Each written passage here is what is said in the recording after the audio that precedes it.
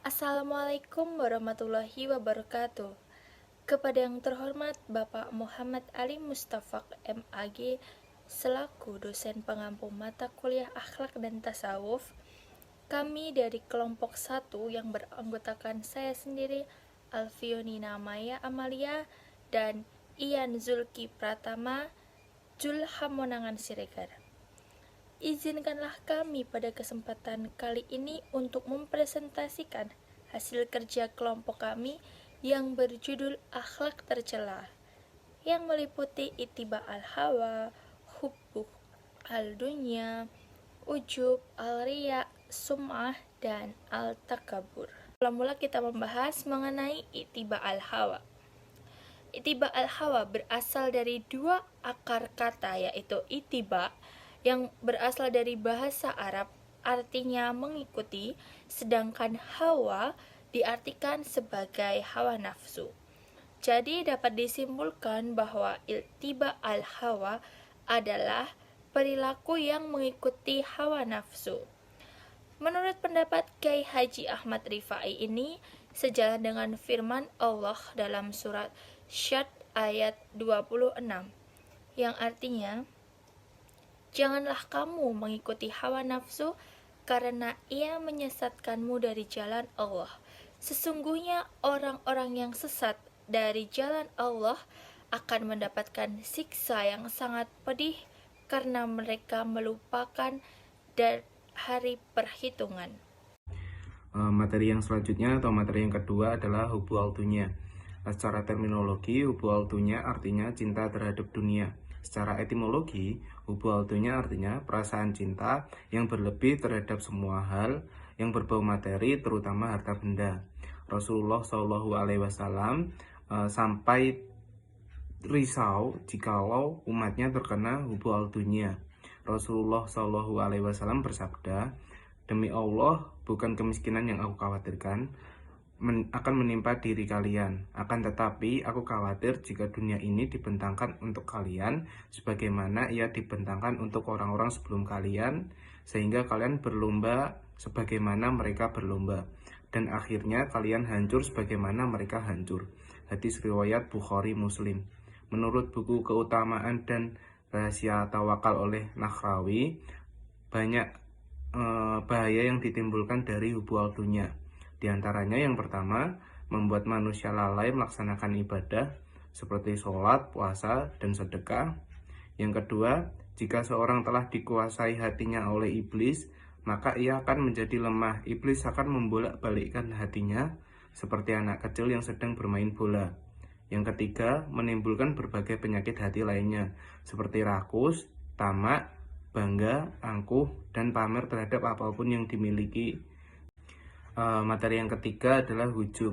Dalam sifat ujub, sifat yang senang membanggakan diri sendiri. Sifat ini membuat kita merasa seolah paling hebat dan paling kuat dalam hal apapun. Sifat ini termasuk dalam sifat tercela dan merupakan penyakit hati yang harus kita hindari oleh umat Islam. Sebab ujub dapat memunculkan sifat riak dan sombong. Ibnul Mubarak menyebutkan, ujub adalah perasaan ketika seorang merasa dirinya mempunyai suatu kelebihan yang orang lain tidak miliki. Contoh sifat ujub yang sering dalam kehidupan sehari-hari adalah yang pertama, ketika rajin beribadah, ia merasa kagum dengan ibadah yang dia lakukan. Yang kedua, ketika merasa cukup berilmu, ia akan kagum dengan ilmunya. Yang ketiga, ketika merasa dirinya cantik atau tampan, ia akan terus mengagumi kecantikan atau ketampanannya tersebut. Dan yang terakhir, ketika merasa dirinya dermawan kepada semua orang, ia pun merasa kagum atas kedermawanannya. Baiklah, materi yang selanjutnya adalah al-riya sum'ah.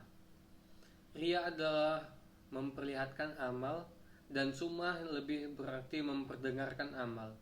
Riya dan sum'ah merupakan salah satu bentuk syirik kecil. Sebenarnya tujuan awal dari beramal adalah karena Allah, tetapi tiba-tiba muncul niatan yang ditunjukkan kepada selainnya, yaitu mengharapkan pujian dan sanjungan dari orang lain. Dari Mu'adz bin Jabal radhiyallahu anhu diriwayatkan bahwa ia berkata, Rasulullah bersabda, tidaklah seorang hamba berdiri di dunia ini dalam keadaan berlaku sum'ah dan ria, kecuali Allah akan memperdengarkan aibnya kepada seluruh makhluk pada hari kiamat nanti. Dari hadis ini dijelaskan akan bahaya ria dan sum'ah. Amalan yang dipekerjakan dengan ikhlas akan mendatangkan pahala, namun karena bercampur dengan ria, maka tentu saja akan merusak pahala amalan tersebut. Bisa merusak salah satu bagiannya saja atau bahkan merusak keseluruhan dari pahala amalan. Al-takabbur. Takabur adalah sikap mental dan perbuatan yang merasa dirinya lebih besar, lebih tinggi, lebih pandai, dan lebih segalanya, dan memandang orang lain lebih rendah. Seseorang yang memiliki sikap dan perbuatan takabur atau sombong adalah mutakabbir. Jenis takabur. Dalam buku Bismarck Pendidikan Agama Islam atau PAI oleh Tuti Yustiani, takabur secara umum terbagi menjadi dua, yaitu takabur batin dan takabur lahir. Takabur batin adalah sifat dalam jiwa yang tidak terlihat dan melekat dalam hati, seperti sifat merasa lebih besar dan lebih pandai. Sedangkan takabur lahir adalah perbuatan dan tingkah laku yang dapat dilihat, seperti merendahkan atau menyepelekan orang lain. Takabur lahir sebenarnya merupakan perwujudan dari takabur batin. Baik, yang selanjutnya adalah kesimpulan. Yang pertama ada ittiba al-hawa, yang berarti sikap menuruti hawa nafsu untuk melakukan perbuatan-perbuatan yang dilarang oleh hukum syara. Yang kedua ada hubbu al-dunya, secara terminologi berarti cinta terhadap dunia.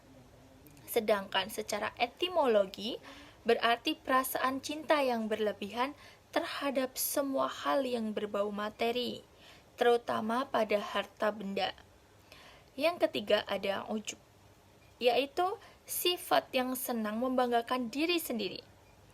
Sifat ini membuat kita itu merasa seolah-olah paling hebat dan paling kuat dalam hal apapun. Yang selanjutnya ada al-riya sum'ah, artinya memperlihatkan atau memamerkan sebuah amal. Dan yang terakhir ada al-takabur, yaitu berarti sikap perbuatan yang merasa dirinya itu lebih besar, lebih tinggi, lebih pandai, atau lebih dari segala-galanya, dan sering memandang remeh orang lain.